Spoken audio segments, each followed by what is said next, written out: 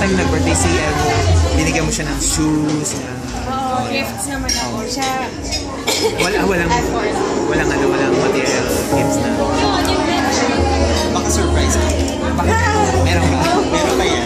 Ikaw ba pagka, di ba usually tinatanong yan, anong hihilingin mo sa kanya? Tinanong ka ba niya, anong gusto mo sa birthday mo? Nagtatanong siya, pero syempre hindi ako sabasa. Actually sa akin talaga yung binigay niya sa akin kasi gusto ko lang naman talaga yung time na relax lang. Mas maganon ako kasi yung mga gifts. So yun, na-appreciate ko talaga na naghanda siya. Kasi usually kami, biglaan lang magplano eh. So for me to know na nag-effort siya to make plans, yun. Talagang na-appreciate. Saan pala? Sa restaurant. Saan? Sa tabi-tabi. Susunod kami. Hindi, tapos na nung birthday ko mismo. Pang ilang months or months, years? Secret. Pero definitely more than estimate mo. Just a couple of months. Okay. Kasi yung Janine, yung question kasi nila is like, sorry, hindi ko naman, I don't wanna ruin your birthday, pero yung question kasi nila is like, ngayon lang ba yan ginawa kasi may bagong project? Paano ka mag-respond? Ngayon lang sila umamin? We didn't plan it. Kasi nagulat din ako na... Sinabi niya? Oo. I think na lang siya. Because, di ba usually pag press con, yun naman talaga yung unang tinatanong sa amin na, kayo na ba? So parang, kasi maski na nga. Kasi it really wasn't planned or staged or anything. And hindi naman namin kailangan patunayan yun to everyone. So, yun.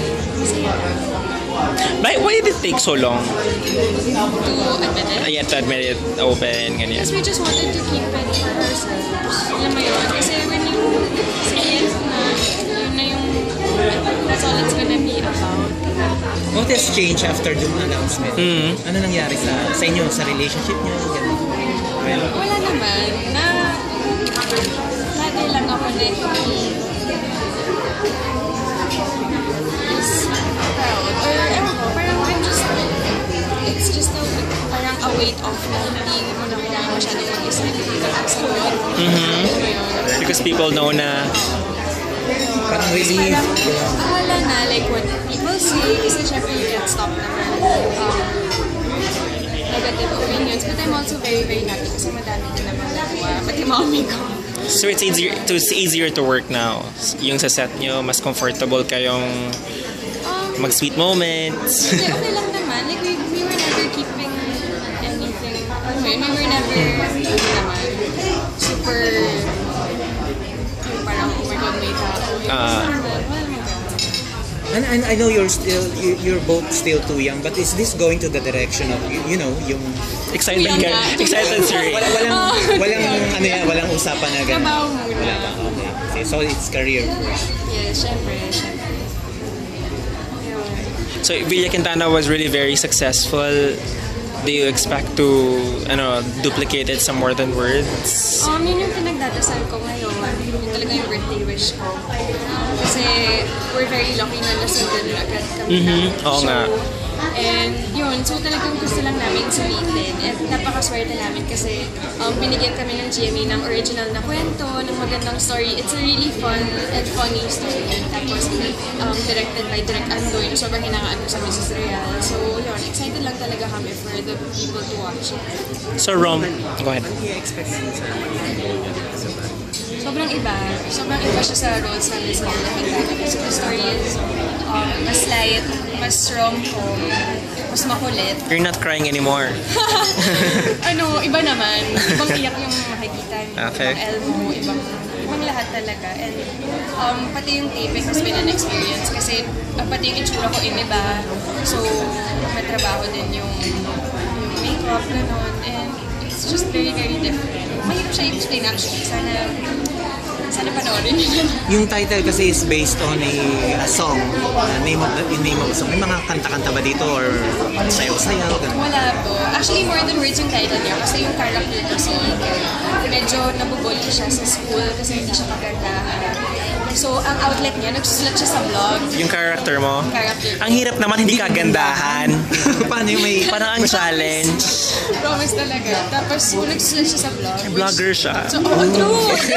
So, sobrang daming makaka-relate na, even young girls, di ba, madami Yes. pa mag-vlog. So, yun yung outlet niya, na para siyang nagsusulat ng story. Tapos, nangyari is, in her story, meron siyang dream boy, may savior siya. Tapos nagkataon, biglang nakita niya yun, which is Elmo nga. So, hindi natin alam kung Elmo is just a figment of her imagination or totoong tao ba siya, na talagang yun lang talaga yung dream boy niya, na totoo pala yung lahat ng wini-wish niya na mahanap sa isang lalaki. Yun. Janine, curious lang ako. Sa inyo ni Elmo, bakit kayo sa tingin mo nag-click? Kasi meron kasi yung opposite sa track, yung mga ganun. May pareho ba kayo ng ugali? Ano bang, bakit sa tingin mo kayo nag-click? Meron kaming mga parehong ugali, meron din kaming mga Differences. Oo, opposite. Like, pareho kami go with the flow. Like kami gumawa ng spontaneous plans. So it's fun kasi it's interesting. Tapos, minsan naman magkaiba kami kasi mas madaldal ako or alam mo yun, like little things like that lang. Tapos, magkaiba ng gustong basketball team. So, yung mga like maliliit lang na gano'n. How do you handle yung, how do you handle yung mga little differences, yung mga ganun? May nakakatampuan ba? It actually makes it more fun for us kasi competitive siya eh. So parang, ayun, ginagawa lang namin laro, yung mga maliliit na bagay na gano'n. At syempre, compromise. Tapos, ayun, relax lang. Janine, candy cutie si di ba? Si Elmo, tapos so madaming girls na nagkaka-crush. Gaano ba ka-possessive si Janine Gutierrez? Hindi naman. Ano naman, I trust Elmo. And, syempre, hindi mapipigilan kasi